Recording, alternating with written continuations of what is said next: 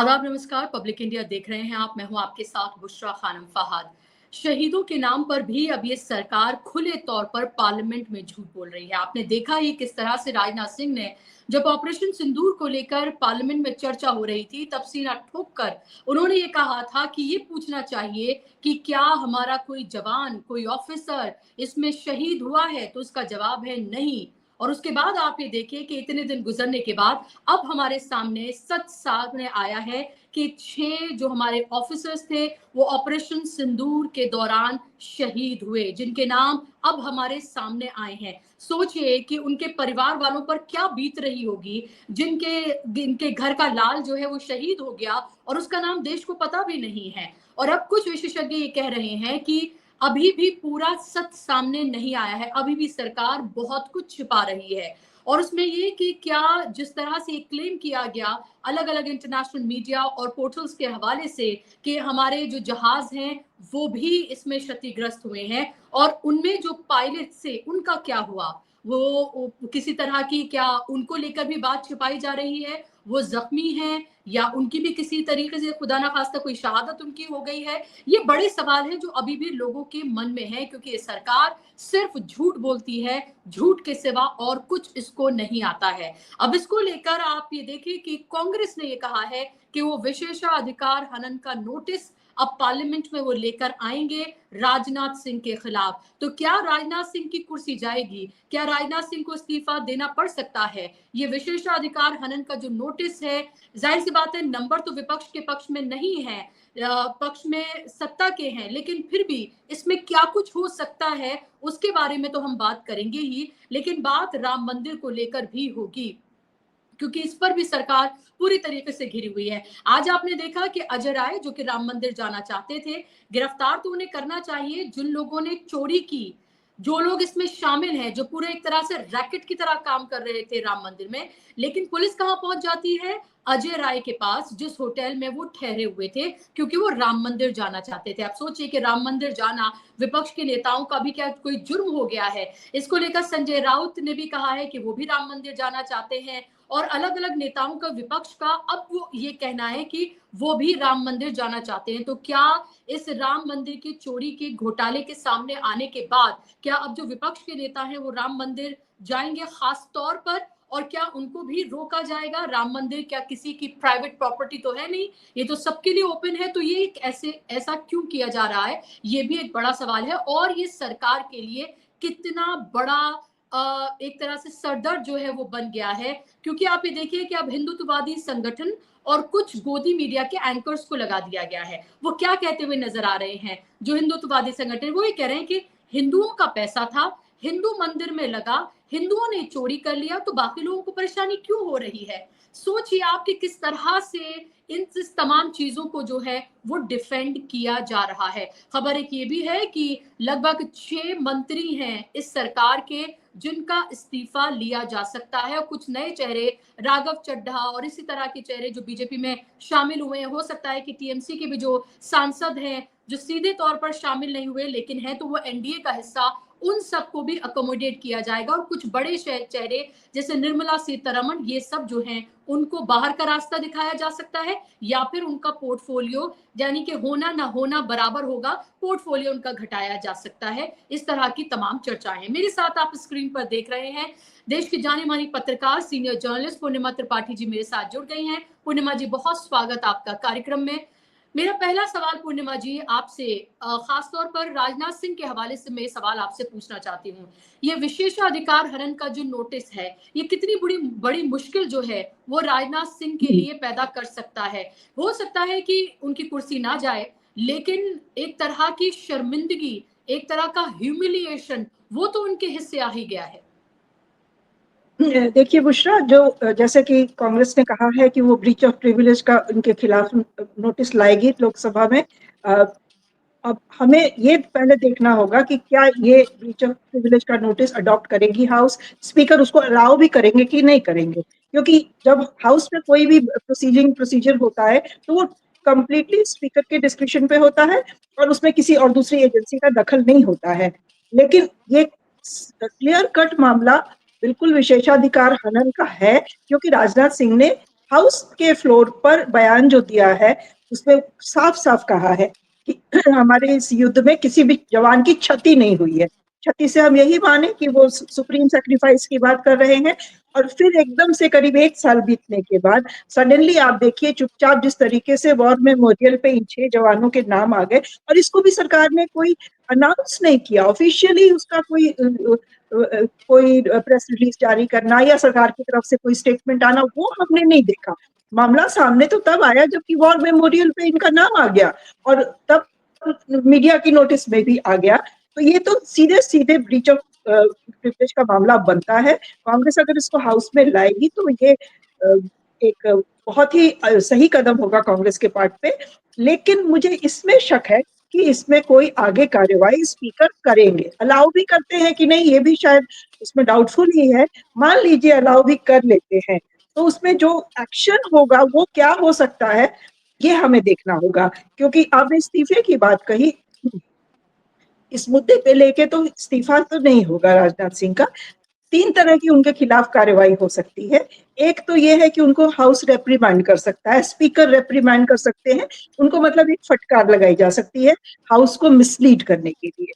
दूसरा ये होता है कि राजनाथ सिंह अनकंडीशनल अपॉलॉजी दे दें, क्योंकि जो उन्होंने कहा है वो ऑन रिकॉर्ड है, और अब जो उनके नाम है, जो शहीद हमारे जवान हैं वो भी अब खुद गए हैं वहां, वॉर मेमोरियल में उनके नाम आ गए हैं, वो भी ऑन रिकॉर्ड है। तो अनकंडीशनल अपॉलॉजी राजनाथ सिंह दे सकते हैं, और अगर दे देंगे तो फिर मामला वहीं पे खत्म हो जाएगा। तीसरा, जो अगर मान लिया जाए, बहुत हम ऑप्टिमिस्टिक होके सोचे, तो एक मेंबर जो ब्रीच ऑफ प्रिविलेज कमिट करता है उसको हाउस से सस्पेंड भी किया जा सकता है। वो 1 दिन के लिए हो सकता है, 3 दिन के लिए हो सकता है, 6 दिन के लिए हो सकता है, लेकिन मुझे नहीं लगता है कि उसकी कोई मतलब संभावना है। ऐसा होगा जी। मुझे नहीं उम्मीद है इससे। एक बात मैं बुशरा जी कहना चाहूंगी कि जिस दिन ये मामला सामने आया, मुझे तो आश्चर्य है कि कांग्रेस पार्टी या बाकी जो पॉलिटिकल पार्टीज हैं ऑपोजिशन की, वो अभी तक चुप क्यों थी इस बारे में। उनको तो राजनाथ सिंह के इस्तीफे की मांग को लेके सड़क पर आ जाना चाहिए था, क्योंकि ये जवानों की जिंदगी, शहादत का एक तरह से मजाक है। देखिए, जिस परिवार के जो यंग जवान है, जो मतलब चले गए हैं, उन परिवारों को आप सोचिए कि कैसा उस वक्त लगा होगा जब सरकार ने साफ साफ मना कर दिया कि किसी की कोई क्षति नहीं हुई है, और उन परिवारों के ऊपर क्या बीती होगी। बुशरा जी, जो इस तरह के हमारे जो जवान हैं, हमने ज्यादातर देखा है वो बहुत मतलब इकोनॉमिकली बहुत वेल ऑफ नहीं होते हैं, छोटे गांव से कस्बों से आते हैं, उनकी आर्थिक स्थिति अच्छी नहीं होती है। जनरली वो एक कमाने वाले इकलौते बच्चे होते हैं घर के, बाकी परिवार कुछ खेती बाड़ी कुछ ऐसा काम कर रहा होता है। तो जब वो एक कमाने वाला घर का चला गया, तो इस बीच में उन्होंने कैसे अपना जीवन यापन किया होगा, ये सोच के हमारी आंखें भर जानी चाहिए कि सरकार कितनी संवेदनहीन है कि शहादत के मामले पर भी झूठ बोल रही। मतलब शर्म से इन लोगों को चुल्लू भर पानी में डूब मरना चाहिए। और राजनाथ सिंह को तो अभी तक खुद ही आके बिल्कुल सफाई दे देनी चाहिए थी। कुछ भी कह सकते थे कि ठीक है, उस समय हमारे पास जानकारी पूरी नहीं आई थी, हम नहीं दे सके थे, मैं उनके परिवारों से माफी मांगता हूँ, या जाके मिलाए होते, उसका उसका भी अपना असर होता है। अभी तक उसके ऊपर ना कोई सफाई आई है, ना राजनाथ सिंह की तरफ से कोई बयान आया है, ना सरकार की तरफ से कोई भी उस पर रिएक्शन आया है। तो ये मामला तो बहुत ही मतलब शर्मिंदगी करने वाला है। जवानों की लाइफ के साथ आप ऐसे कैसे कर सकते हैं। आपने सही और कहा पूर्णिमा जी, कि ये आपने सच देखा नहीं है होगा कि पूरा। ऑपरेशन सिंदूर के दौरान अनकंडीशनली तमाम जो पॉलिटिकल पार्टीज हैं उन्होंने सपोर्ट किया था, और उसके बाद ऑपरेशन सिंदूर के बाद आपने देखा था कि डेलीगेशन एक गया था अलग अलग देशों में, हालांकि उसकी भी क्या जरूरत थी। जो अगर आप ये क्लेम कर रहे हैं कि आपने ये वॉर जीत ली है, तो आपको देश देश जाकर बताने की क्या जरूरत है, ऐसा कौन करता है। आज अगर हम ये कहें कि ईरान वॉर जीत गया है, तो ईरान क्या अपना एक कोई डेलीगेशन लेकर तमाम दुनिया में थोड़ी घूमता फिर रहा है कि हमने ये वॉर जीत लिया, हमने ये वॉर जीत ली है। ये वही होता है कि आप एक तरह से बता रहे हैं। और उसके बाद आप ये देखिए कि ओवैसी से लेकर सब उसका हिस्सा थे, सब कुछ हुआ। और अब आप ये देखिए कि तब किसी ने सवाल नहीं पूछा, लेकिन अब आप ये देखिए कि क्या किया जा रहा है। ये वो सरकार है जो 56 इंच की छाती वाले जो अपनी बात करते हैं, ये कहते हैं कि भाई देखिए हमारी तो पूरी पार्टी जो है वो राष्ट्र के नाम समर्पित है, हर किसी को पाकिस्तानी होने का, खालिस्तानी होने का, आतंकवादी होने का, पाकिस्तान परस्त होने का सर्टिफिकेट ये देते रहते हैं। ये देश से गद्दारी नहीं है तो फिर क्या है।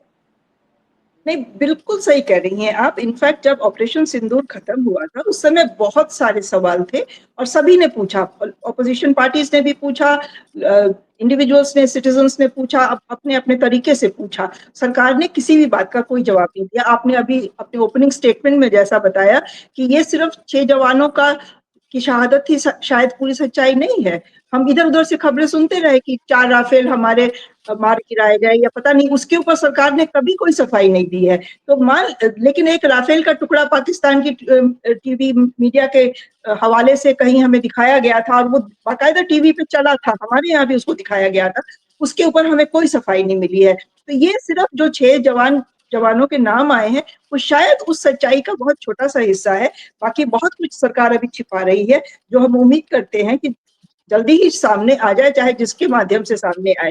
दूसरा, आपने कहा कि हमारे सारे डेलीगेट्स गए थे, पूरे देश विदेशों के दौरों पे गए थे और अपनी मतलब जीत का बखान करने गए थे। मतलब ये तो काफी एक हास्यास्पद है। उस वक्त हमने सबने सपोर्ट किया था क्योंकि वो एक युद्ध का माहौल था और युद्ध के माहौल में हम जानते हैं देशवासी, चाहे पॉलिटिकल किसी भी तरह का मतभेद क्यों ना हो, जब युद्ध की स्थिति होती है तो हम अपने सरकार को पूरा समर्थन करते हैं और वही हमने उस वक्त भी किया था। पूरे देश ने उनको एक स्वर से अपना समर्थन दिया था। लेकिन इन लोगों ने जब उस सरकार, जब वो सिंदूर ऑपरेशन कॉल ऑफ मतलब जब बंद हुआ, रोका, तो उसको एक इवेंट बना दिया इन लोगों ने। और ये सरकार की प्रॉब्लम ही यही है कि हर एक इंसिडेंट को वो इवेंट बना देती है और उस इवेंट को मैनेज करने में लग जाती है। उसके बाद आपने देखा होगा प्रधानमंत्री की सोशल मीडिया पे तस्वीरें आने लगी थी उस बेस के बैकग्राउंड पे, जो कि पाकिस्तान का था, जिसको इन्होंने शायद तबाह किया था। उसकी पहले बिफोर एंड आफ्टर करके फोटो और उसके साथ पीएम की फोटोज आने लगती हैं। वायुसेना के जो मतलब एयरफोर्स के जो जहाज है उनके साथ उस प्रधानमंत्री जी अपनी फोटो खिंचाने लगते हैं। हमारे डेलीगेट्स आने लगते हैं अपनी जो जीत की गाथा है उसको पूरे देश विदेशों में बखान करने के लिए। उसके पीछे सच्चाई बताने वाला कोई नहीं था।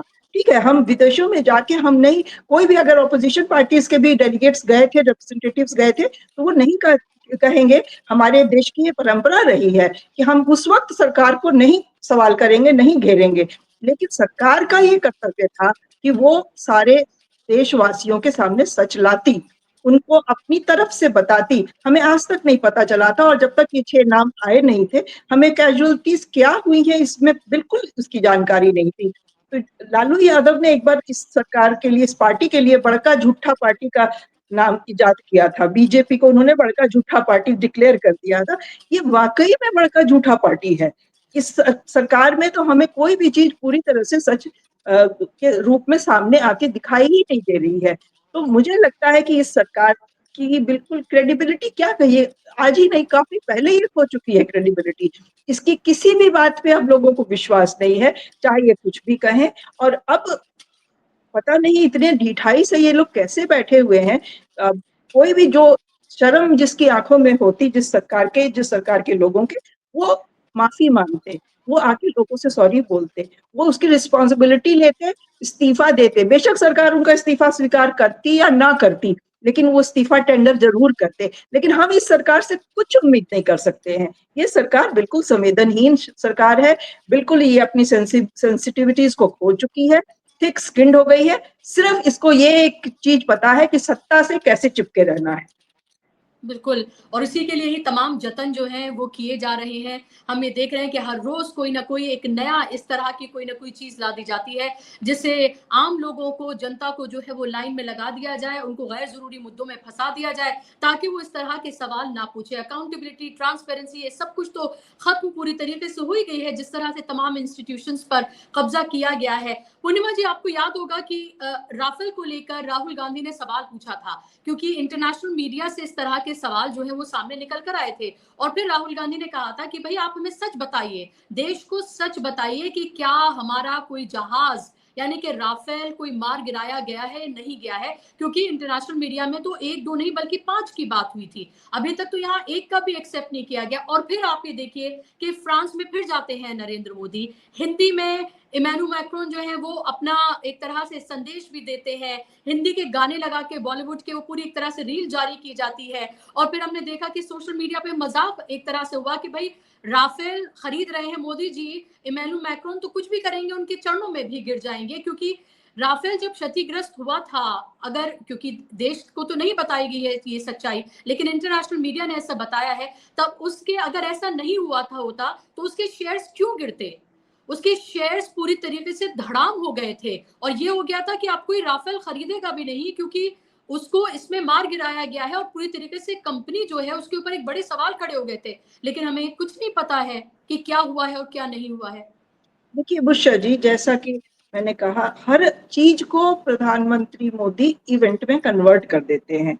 उन्होंने बाहर जाके वो फ्रांस में जाके धुरंधर के गाने पे मैक्रोन के साथ उनकी जो रील आई उसको ट्वीट कर दिया, रीट्वीट कर दिया, वगैरह वगैरह। लेकिन ये जो असली सवालों के जवाब हैं उसको कोई तरजीह नहीं देते हैं, उसको कोई इम्पोर्टेंस नहीं देते हैं। और ये बहुत दुख की बात है, बहुत शर्म की बात है। आपने राफेल का जिक्र किया, राहुल गांधी ने उस वक्त भी सवाल उठाए थे, और उस वक्त आपको याद होगा जो गोदी मीडिया और एंकर्स हमारे हैं जो सरकार की डफली बजाते रहते हैं दिन रात, उन्होंने क्या उस वक्त चलाया था कि देखिए जो राहुल गांधी बोल रहे हैं वही पाकिस्तान वहां की मीडिया में पाकिस्तान बोल रहा है, और इनको तो पाकिस्तान से ज्यादा प्यार है, ये पाकिस्तान की भाषा बोलते हैं और पाकिस्तान वाले इनकी भाषा बोलते हैं, ये देशद्रोही हैं, वगैरह वगैरह। तो राहुल गांधी के लिए ये नैरेटिव इनका कोई नया नहीं है। हालांकि ये बात भी सच है कि राहुल गांधी ने जितने भी सवाल उठाए, जिन जिन चीजों पे सवाल उठाए हैं, वो बाद में जाके सही साबित हुए हैं। राहुल गांधी की एक एक बात आप याद करिए, पिछले 4-5 सालों में जो जो वो आगाह करते रहे हैं वो सारी चीजें सही हुई हैं।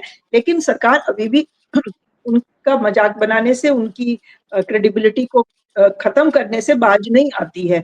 आप आपने राम मंदिर वाला जो मामला अभी मेंशन किया, उसमें भी देखिए कितनी चीजें छिपाई जा रही हैं और कितनी चीजें बिल्कुल कवर अप की जा रही हैं। क्योंकि आप इमेजिन करिए कि जो लोग घोटाले में जिनका नाम शामिल होने की बात कही जा रही है, वो अभी तक अपने इस्तीफे मतलब पद पे बने हुए हैं।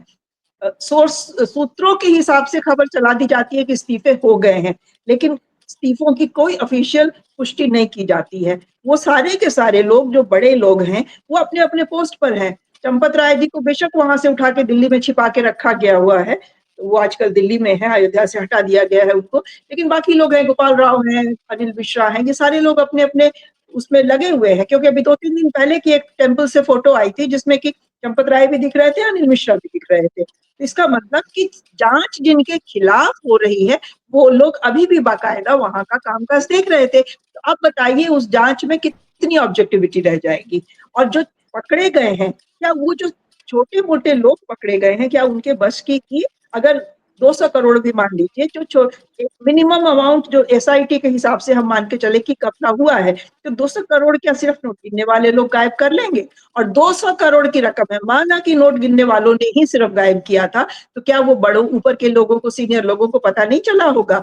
और इसमें जब ऑपोजिशन बोलता है तो फिर वही शुरू नैरेटिव हो जाता है कि ये तो राजनीति कर रहे हैं, ये राम के विरोधी हैं, राम का अस्तित्व नहीं मानते हैं और इनको अब कोई हक नहीं है बोलने का। अजय राय को देखिए होटल में उनको नजरबंद कर दिया गया, उनको जाने नहीं दिया गया। तो मुझे लगता है कि इस सरकार का बिल्कुल तानाशाही पूर्ण रवैया एक हो गया है, और इस हाई टाइम की सारे पॉलिटिकल पार्टीज के नेता एक साथ मिलकर के इसके खिलाफ बुलंद आवाज में अब सामने आ जाएं, अपना प्रोटेस्ट दर्ज कराएं, चाहे उसके लिए उनको धरना देना पड़े, चाहे सरकार से जेल जाना पड़े, चाहे लाठी खानी पड़े।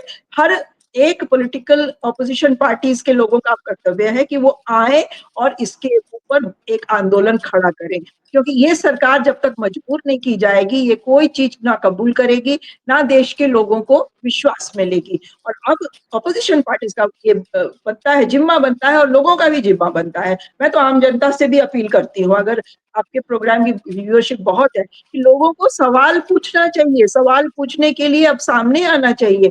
अपना मुंह बंद करके कब तक आप मोदी की अंधभक्ति में लगे रहोगे? देश पहले रखो, मोदी जी को बाद में रखो। होंगे मोदी जी कभी आपके लिए विष्णु के अवतार या व्हाटएवर, लेकिन आप देश की सोचो, क्योंकि प्राइम मिनिस्टर आते रहेंगे जाते रहेंगे, सरकारें आती रहेंगी जाती रहेंगी, देश एक बार तबाह हो गया। और जो हम देख रहे हैं कि हमारा जो बेसिक स्ट्रक्चर है ऑफ डेमोक्रेसी वो तबाही की ओर बढ़ रहा है। देशवासियों पूर्णिमा को जी, इस पर मेरे जहन में एक आवाज। सवाल आ रहा था जब आप ये कह रही थी कि विपक्षी पार्टियों को एक साथ आना चाहिए, एकजुट आना चाहिए। अभी इंडिया गठबंधन की एक बैठक हुई, हालाँकि उसके बाद भी लगा कि शायद कुछ बड़ा हमें देखने के लिए मिलेगा कि एक साथ एक पार्टियाँ आई हैं, खासतौर पे जब टीएमसी हारी पश्चिम बंगाल में, तब तो क्योंकि ममता बनर्जी को शेरनी और तमाम तरह की उपाधि जो है वो दी जाती रही। लेकिन अभी वो लग रहा है वो भी एक तरह से खामोशी होकर बैठ गई हैं। इंडिया गठबंधन अभी भी है, अभी भी ये कहा जा रहा है कि शायद एसआईआर को लेकर जो तमाम इंडिया गठबंधन की पार्टियां हैं वो एक साथ एकजुट आई हैं, उसमें आम आदमी पार्टी भी आ गई है और उसमें डीएमके भी आ गए हैं। लेकिन जो एक बड़ा आंदोलन हमें दिखना चाहिए वो हमें नहीं दिख रहा है, बिल्कुल भी, ना ही उसकी कोई सुबगाहट दिख रही है। कांग्रेस पार्टी फिर भी हमें, यूथ कांग्रेस फिर भी हमें लड़ता हुआ नजर आ जाता है, जेनजी के मामले पर, पेपर लीक के मामले पर, लाठी डंडे खाते हुए या पानी की बौछार, वो कम से कम नजर आ जाते हैं। मेरे समझ में नहीं आता कि बाकी तमाम जो राजनीतिक दल हैं उनके लिए भी तो डू एंड डाई वाली सिचुएशन है। एक एक करके तो सारी पार्टियों को बीजेपी खा जा रही है। अब चंद बची हुई है, उनको भी ऐसा लग रहा है कि जैसे उनके पेट में अच्छा खासा पैसा जो है वो भर गया है, अब उनको लगता है कि कोई बहुत ज्यादा जरूरत नहीं है, या तो डरा दिया गया है या फॉर्मेलिटी के लिए वो अपनी राजनीति कर रही हैं।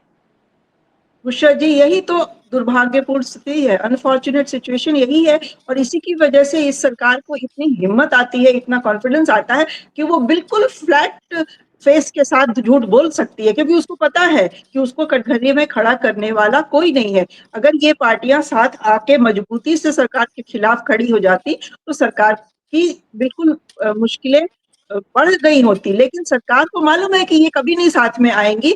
और वो इसलिए कि ये अभी भी अपनी छोटी पेटी पॉलिटिक्स से ये पार्टियां बाज नहीं आ रही हैं। अभी राम मंदिर वाला मुद्दा आप फॉर एग्जाम्पल देख लीजिए, इसमें जी। सिर्फ अखिलेश यादव आवाज ज्यादा उठा रहे हैं और उनकी तरफ से कोई पहल अभी नहीं हुई है। माना कि समाजवादी पार्टी यूपी में सबसे स्ट्रांग पार्टी है ऑपोजिशन खेमे की, लेकिन क्या कांग्रेस कहीं नहीं है? कांग्रेस, उनको क्या नहीं चाहिए था कि सारी पार्टियों का एक साथ आह्वान करके वो इस पर एक आंदोलन खड़ा कर देते यूपी में? लेकिन उनको ये डर है कि अगर उनके साथ कांग्रेस आ गई तो वो जो आंदोलन खड़ा करेंगे यूपी में उसका फायदा कहीं ना कांग्रेस लेके चली जाए। और इसी वजह से वो सिर्फ अकेले बयान बहादुर बने हुए हैं, बयान आए दिन दे रहे हैं। एक कंसर्टेड एफर्ट जो होना, पॉलिटिकल एफर्ट जो होना चाहिए था कि हम मिलके बात करें, मिलके आवाज उठाएं, मिलके सरकार से सवाल पूछे, वो कहीं होता नहीं दिख रहा है। और ये इनका ऐसे ही चलेगा, क्योंकि बेसिक इनको डर क्या है? इनको डर यही है कि अगर हमने कांग्रेस के साथ कोई बड़ा मूवमेंट खड़ा किया तो कहीं ऐसा ना हो कि कांग्रेस को उसका लाभ मिल जाए और कांग्रेस की जो जमीन लेके हम बड़े हुए हैं, हम तैयार हुए हैं, हमारी वो जमीन खिसक जाए और हम फिर से बैक टू जीरो हो जाए। ये जो डर है इनके मन का, ऑपोजिशन में जो इंडिया गठबंधन की पार्टियां हैं, वो डर इनको साथ में मजबूती से आने ही नहीं देगा। ममता शेरनी ऑफ बंगाल और वो सब बात की जा रही थी, आप याद करिए 24 के लोकसभा चुनाव में 1 लाख चलो का नारा दे के वो चली गई थी और उन्होंने बिल्कुल खुल के कह दिया था कि कांग्रेस क्या है, मैं कांग्रेस के साथ नहीं हूँ।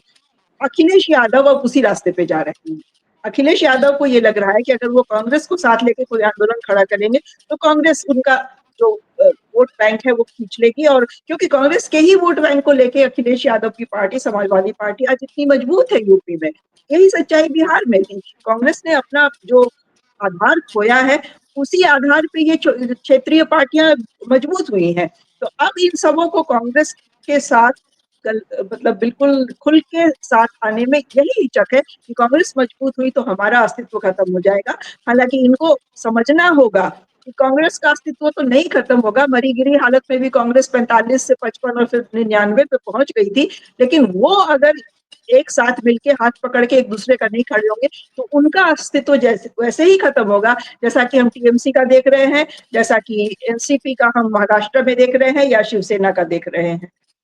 बिल्कुल, आप इम्पोर्टेंट बात कह रही हैं और अभी भी ये पार्टियां इस बात को समझ नहीं रही हैं। उनको ये नहीं पता है कि बीजेपी एक अजगर की तरह है और वो कैसे सबको एक तरह से खाए जा रही है, ये साफ तौर पर हमें दिख रहा है। और ये किसी पार्टी के लिए नहीं बल्कि देश के लिए भी ये बहुत ज्यादा चिंता की बात है कि जो रीजनल पार्टीज हैं उनका लगातार आधार जो है वो सिकुड़ता हुआ नजर आ रहा है। वो है भी तो ना के बराबर ही है, और दो ऐसा लगता है कि नेशनल पार्टीज की ये जंग बनकर रह जाएगी। ये भी एक तरह से एक चिंता का विषय है, क्योंकि सबकी अपनी अपनी विचारधाराएं हैं। उन रीजन्स में उनकी अपनी एक अहमियत है जो कि बनी रहना चाहिए, ताकि नेशनल पार्टीज पर भी एक प्रेशर जो है वो बना रहे। आखिरी बहुत संक्षेप में पूर्णिमा जी, मेरा सवाल आपसे कि अगर ये कहा जा रहा है लगभग 9 मंत्रियों की लिस्ट है जिसमें निर्मला सीतारमण से लेकर सबके नाम हैं कि उनकी छुट्टी की जा सकती है, धर्मेंद्र प्रधान है, पुरी है, इन सब का नाम है, तो आपको नहीं लग रहा कि कहीं ना कहीं अगर ऐसा करती है तो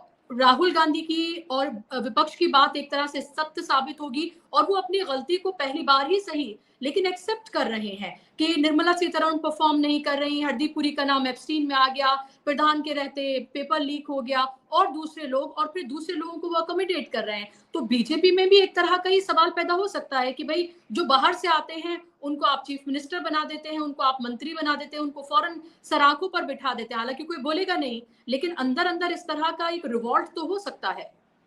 देखिए बुशरा जी, एडमिशन ऑफ गिल्ट हम बेशक ना माने कि जो इनके अंदर मन में चोर है तो लोगों रिशफलिंग हो जाएगी, कैबिनेट में चेंज हो जाएगा, लेकिन जो नए लोगों को ये लेके आए हैं अपने यहाँ, उनको आखिर कुछ ना कुछ तो प्रॉमिस करके लाए होंगे ना। सिर्फ मतलब देशभक्ति के नाम पे तो उन लोगों ने नहीं ज्वाइन किया होगा ना। टीएमसी के जो सांसद आए या जो बाकी शिवसेना ग्रुप के जो सांसद आए, उनको खुश रखने के लिए और अपने पाले में बनाए रखने के लिए कुछ ना कुछ तो इनको लालच उनके सामने लटकाना होगा ना। कैरेट वाली, कैरेट एंड गुड, क्या क्या बोलते हैं, कैरेट एंड पॉलिसी जो भी होती है, कि उसको एक लालच देके अपने पाले में बनाए रखना है। तो उसके लिए तो ये कुछ भी करेंगे। अगर कैबिनेट पोस्ट देना होगा तो कैबिनेट पोस्ट भी देंगे। राघव चड्ढा जैसे, राघव चड्ढा आए थे तो अपने साथ और भी लोगों को लेके आए थे। तो इनका गेम प्लान मेरे ख्याल से कुछ दूसरा है। जो कहा जा रहा है कि ये बिल्कुल राज्यसभा में भी और लोकसभा में तो खैर है ही इनकी मेजोरिटी, राज्यसभा में भी मेजोरिटी बिल्कुल अपने नाम करना चाहते हैं, ताकि बहुत बड़े चेंजेस जो ये प्लान कर रहे हैं उनको एग्जीक्यूट कर सके। और जिनके नाम आप ले रही जिनके नाम आप ले रही है उनका स्पेकुलेशन है, अब देखिए होता है कि नहीं होता है, लेकिन कुछ बड़ा प्लान हो रहा है जो मुझे लग रहा है कि हमारे डेमोक्रेसी के बेसिक स्ट्रक्चर के लिए बहुत खतरनाक साबित होगा। बिल्कुल, और अभी मैं देख रही थी, हालांकि इसमें कितनी सत्यता है ये अभी देखना होगा, क्योंकि व्हाट्सएप पे आई हुई चीज को आप फौरन देख के यकीन नहीं कर सकते, लेकिन एक न्यूज की क्लिप है जिसमें ये कहा जा रहा है बाकायदा तौर पर कि ये पासपोर्ट को लेकर ये सवाल है अचानक ऐसे ही नहीं शुरू किया गया है, बल्कि अब एक सिटीजन कार्ड जो है वो शायद लाने की प्लानिंग जो है वो सरकार कर रही है, और उसको लेकर बजट वगैरह सब अप्रूव होने के उसमें आ गया है, और हो सकता है कि सब कुछ ठीक रहा तो मॉनसून सेशन में भी इसको लाया जाए। तो ये मॉनसून सेशन आने वाला जो है वो बहुत इंपॉर्टेंट होने जा रहा है, कि उसमें बहुत सारी चीजें हैं जिसको लेकर जुगाड़ पहले से कर रही थी बीजेपी के, कैसे सांसदों को राज्यसभा और लोकसभा में इतना नंबर ला दिया जाए ताकि वो जो बिल्स हैं जो अटक जाते हैं उनको पूरा कर लिया जाए। इसमें डिलिमिटेशन, यूसीसी, ये तमाम जो है बहुत इंपॉर्टेंट है। और क्या ये सिटीजन का शिप कार्ड जो है क्या ये भी इसमें आने वाला है? तो वही बात जो आप कह रही हैं कि डेमोक्रेसी के लिए जो एक चर्निंग है, पूरा एक तरह का जो एक अपराइजिंग है, वो भी क्या हो सकती है इसके बाद। और दूसरा ये जो सवाल है कि डेमोक्रेसी हमारी कहाँ आकर खड़ी हो गई है, ये तो बहुत ही बड़ा सवाल हम सबके मन में आकर ये खड़ा हो गया है, और अब पॉलिटिकल पार्टीज को इनको कुछ समझ में आता है, कुछ सबक सीखती हैं, ये एक बड़ा सवाल जरूर है। पूर्णिमा जी, बहुत बहुत शुक्रिया आपका एक कार्यक्रम सेंटेंस ऐड कर दूं, एक अगर समय है, एक सेंटेंस। ये जो पासपोर्ट वाला मुद्दा आया है वो बिल्कुल ऐसे अचानक या बेमानी नहीं आया है। पासपोर्ट के बहाने सरकार एनआरसी के ऊपर पूरी कार्रवाई करने का मन बना चुकी है, क्योंकि ये डिक्लेयर कर दिया जाना कि पासपोर्ट सिटीजनशिप का प्रूफ नहीं है, उसके बाद ये उसी ग्राउंड को लेकर कहेंगे कि अब सिटीजनशिप के लिए एक रजिस्टर बनेगा, नेशनल रजिस्टर, और उसके बाद सिटीजनशिप कार्ड बनेंगे सबके। तो वो मुझे लग रहा है कि इस मानसून सेशन में हमें जरूर दिखाई देगा। जी बिल्कुल, और इसीलिए ये लगातार मेरे कार्यक्रम पे आते हैं राजू पार्लेकर, उन्होंने वो बार-बार ये कहते हैं कि इज़राइल मॉडल है जिसे हिंदुस्तान में लागू किया जा रहा है, और जब वो इस तरह की बात करते हैं तो अब लगता है कि वाकई में वो जो कह रहे हैं कि वो सच तो नहीं साबित हो जाएगा, ये एक बड़ा सवाल जरूर है। बहुत शुक्रिया पूर्णिमा जी, आपका कार्यक्रम का हिस्सा बनने के लिए, समय देने के लिए बहुत धन्यवाद। धन्यवाद, शुक्रिया आप तमाम दर्शकों का भी। नमस्कार।